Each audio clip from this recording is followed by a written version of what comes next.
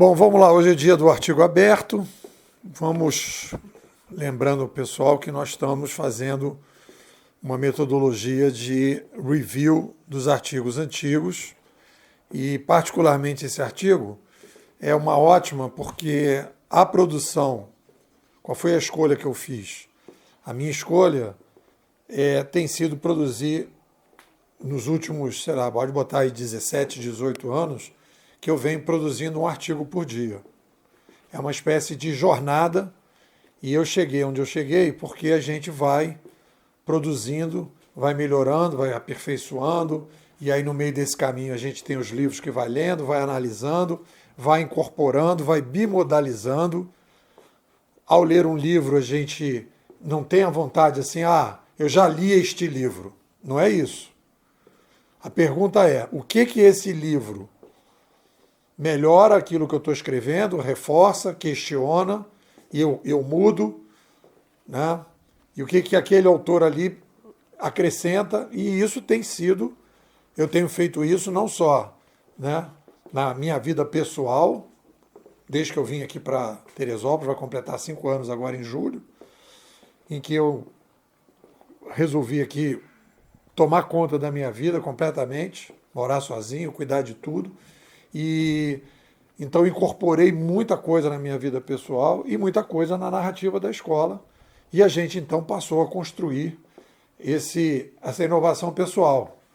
Eu diria para vocês que se eu não tivesse me separado, depois de 37 anos de casado, tivesse vindo para Teresópolis e assumido, né, todas as funções que uma pessoa tem que assumir em relação a tudo, como você cuida da roupa, como você cuida da casa, como você cuida da saúde, como é que você cuida de tudo, e organizando isso e fazendo isso e tal, quer dizer, então, isso foi uma coisa muito importante.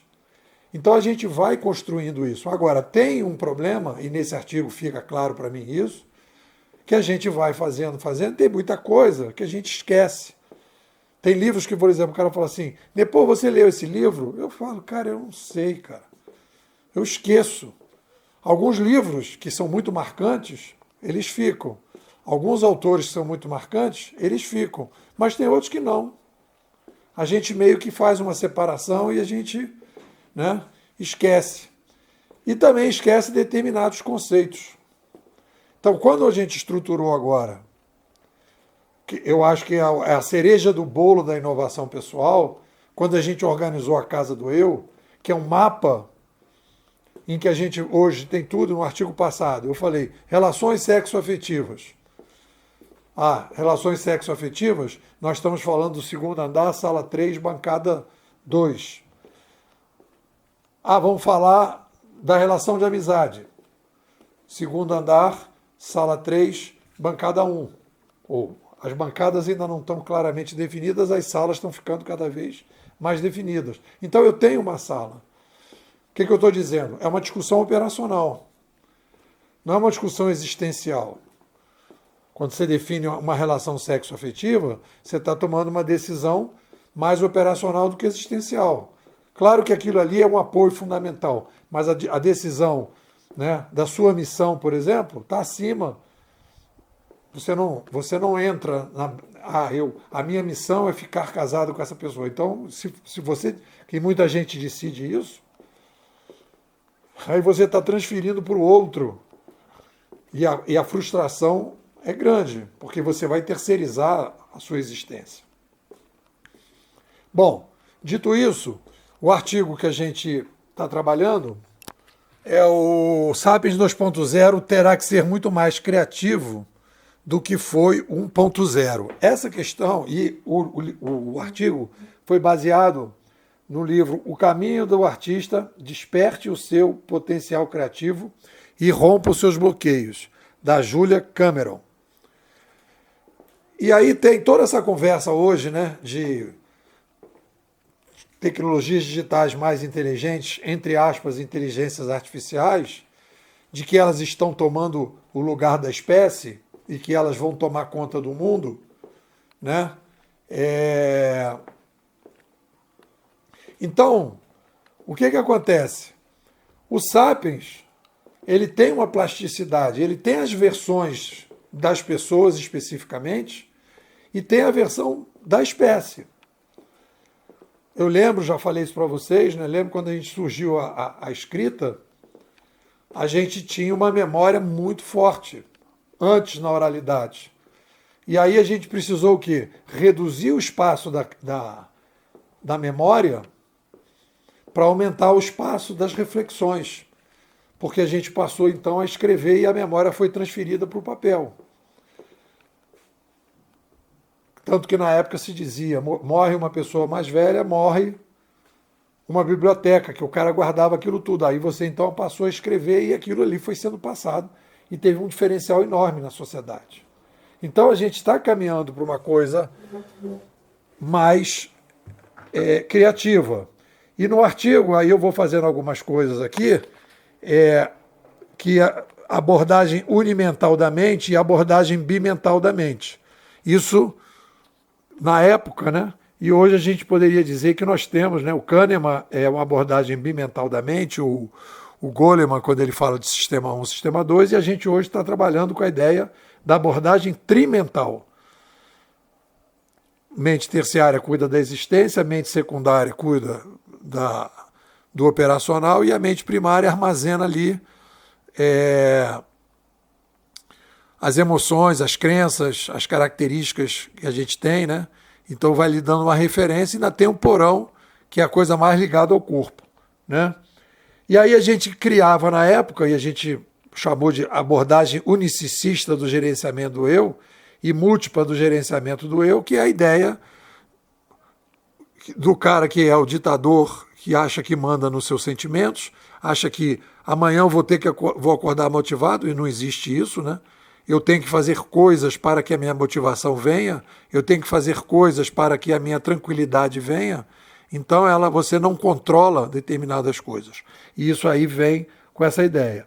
E tem uma coisa que tinha se fugido, e eu agora tenho que encaixar isso na casa do eu, que eu estava trabalhando com isso, e foi uma coisa muito importante para mim, foi a separação entre o eu criativo e o eu organizativo.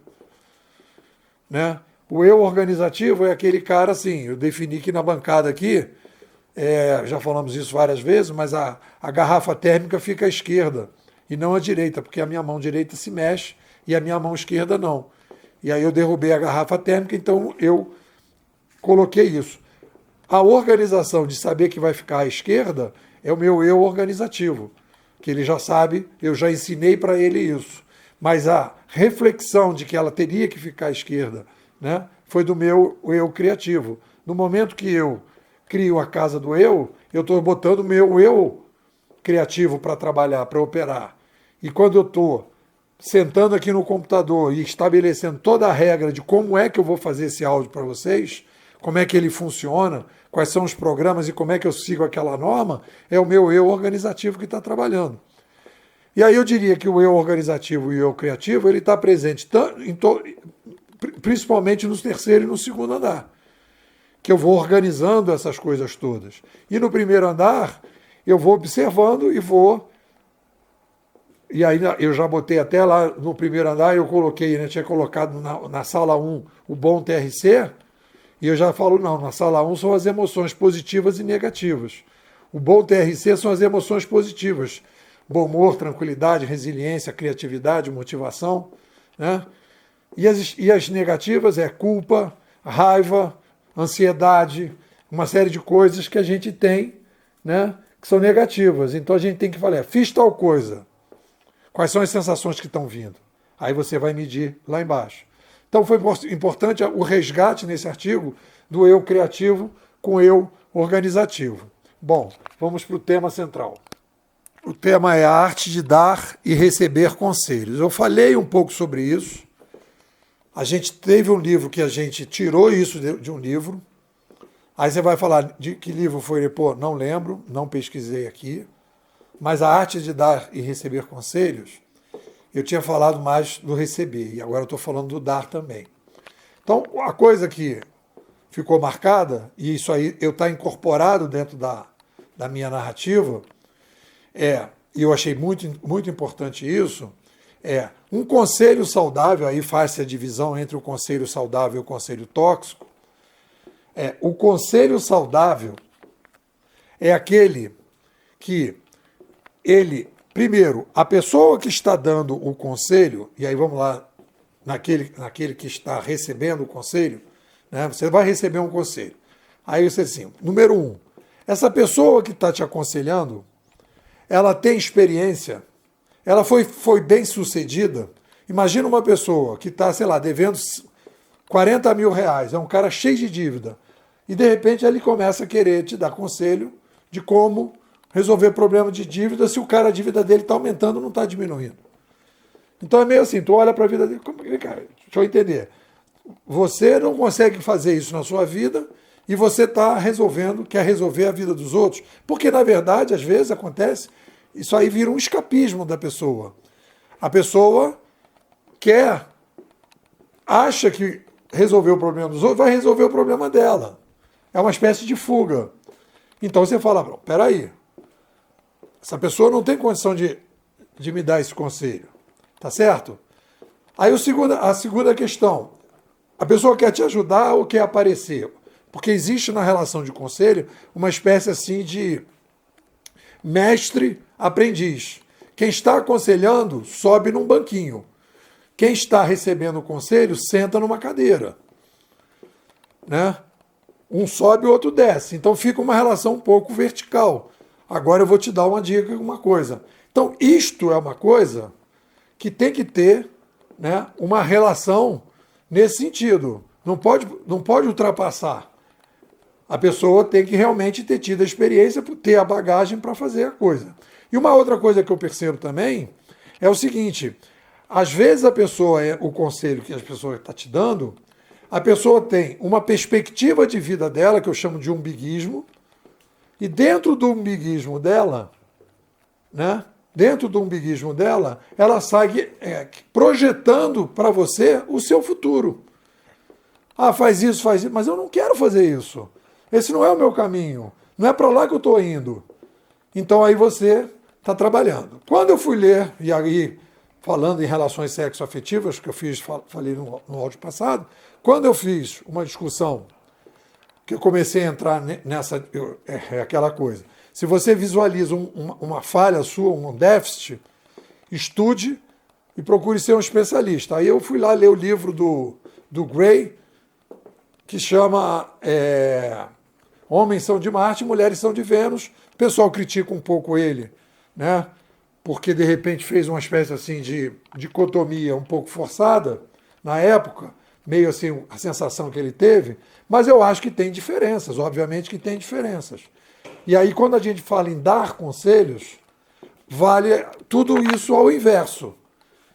Então, por exemplo, e aí eu não estou falando de mulher, estou falando de homem e de mulher, às vezes a pessoa está querendo desabafar, ela não quer um conselho. E ele fala isso no livro. Muitas vezes, e aí ele diz isso em relação às mulheres, mas eu diria que isso vale para homens e para as mulheres, às vezes a pessoa só quer desabafar. Aí você, escuta, né, aperta a mão, abraça, etc, etc, não tem o que falar. E aí você pode perguntar, beleza, você quer um conselho? Porque às vezes a pessoa está num estado emocional que não é aquele momento para dar um conselho. Aí você falou, olha, de repente amanhã, depois, se você quiser, a gente pode voltar a conversar quando a gente tiver baixado a poeira e de repente a gente pode pensar alguma coisa sobre isso. Mas aí na hora que você vai dar o conselho, você tem que se posicionar da mesma maneira que você avalia quando você vai receber. Você tem condição de ajudar aquilo ali ou você já vai sair falando ali? Outro dia eu estava aqui na sauna, fui falar de Bitcoin, cara. O cara saiu, começou a falar de Bitcoin, de investimento, não sei do que e tal, e começou a falar, e começou a me dar uma opção de sugestões. Eu falei, cara, o cara não está vendo o que eu estou fazendo, o cara não está vendo a minha perspectiva, como é que eu estou pensando no investimento em Bitcoin. E aí ele já saiu falando que nem um maluco. Eu fiquei ali olhando e falei, cara, isso aí é um conselho tóxico, porque ele não está vendo qual é a minha perspectiva. Ele não está vendo sob o meu ponto de vista. Né? Nem sei se ele está investindo em Bitcoin, porque aí ele começou a falar de vários investimentos, que o cara tem uma carteira e tal. Não estava falando de 10 carteiras. Eu estava falando especificamente do investimento no Bitcoin, que tem uma característica específica. que sobe e desce ao longo do tempo, durante a semana, durante o fim de semana, né? Ele cai, ele sobe, não tem esse negócio, ó, fechou a bolsa agora, não, o Bitcoin é direto. E eu resolvi, para não ser contraditório, né? Dizendo que o Bitcoin vai ser a moeda do futuro, etc, etc, e eu não investia. O David deu uma força, me incentivou, eu falei, não, vou, e o Nubank também possibilitou isso, né? Então, dentro do Nubank, você compra Bitcoin e vende Bitcoin. Então, eu resolvi fazer. Aí o cara saiu falando que nem um maluco. Eu fiquei, cara. Então, essa coisa do dar e receber conselhos é uma coisa importante. E isso eu estou fazendo, essa coisa vai ser interessante. Na sauna também, uma menina estava cheia de... Eu falei, ela falou, preciso falar umas coisas. Aí falou dos problemas que ela está tendo, babá. Aí eu falei, opa, Peter Gray. Fiquei ali, ouvi, falei, pô, chato, né? Fiz assim um carinhozinho no braço dela e ela falou, pô, obrigado pela escuta. Ela não queria conselho nenhum. E eu falei, beleza, e então eu aprendi. Por que eu vou sair dali agora? Ah, não, isso aí que você está falando, não sei o quê, papá, e tal, babá, resolve assim, resolve assim. Ela não queria isso, ela queria só desabafar e deu aquela relaxada, beleza. Então isso é um aprendizado que a gente tem na hora de dar e de receber conselhos.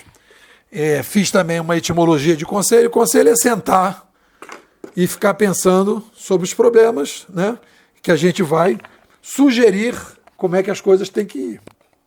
Aconselhar é, antes de tudo, um convite à reflexão sobre um dado problema e não uma imposição de caminhos. Nem todo desabafo é um pedido de conselho. Às vezes, tudo que alguém quer é ser ouvido ou até abraçado. Conselho bom acelera a sua jornada, o ruim atrapalha. Cuidado com conselhos que alimentam a vaidade tóxica de quem dá e não o seu crescimento. O filtro essencial é o seguinte: só acolha conselhos que acelerem o seu Ikigai ou a sua locomotiva, descarte o que serve apenas de freio. Dar um conselho saudável exige 3 condições: querer ajudar, ter bagagem sobre aquele assunto e conhecer a trajetória do outro. O respeito à autonomia é a base da arte de aconselhar e de ser aconselhado. Conselho não é sobre parecer sábio, mas sobre colaborar para que o outro avance. E aí abro o artigo com a seguinte frase: é mais fácil dar bons conselhos do que segui-los. Aí é aquela contradição, né? É mais fácil dar bons conselhos do que segui-los. François de la Rochefoucauld. Olha aí a dificuldade. François de la Rochefoucauld. É isso, galera. O que vocês dizem? Bom, estamos aí já entrando no último mês da 13ª imersão da escola.